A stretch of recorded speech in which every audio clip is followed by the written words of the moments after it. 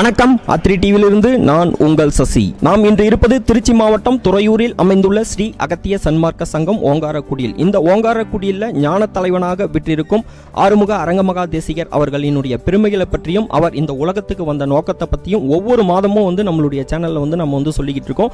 இங்கே வர்ற அன்பர்கள் எல்லாமே அவங்களுடைய அனுபவத்தை மிகவும் தெளிவாகவே இந்த இடத்துல சொல்லிக்கிட்டு இருக்காங்க. அதுபோல இந்த மாதமும் இங்கே வந்துள்ள அன்பர்கள் கிட்ட ஐயாவுடைய பெருமைகளை பற்றியும் அவர் இந்த உலகத்துக்கு வந்த நோக்கத்தை பற்றியும் நம்ம கேட்டு தெரிஞ்சுக்க போகிறோம். வாங்க போகலாம்.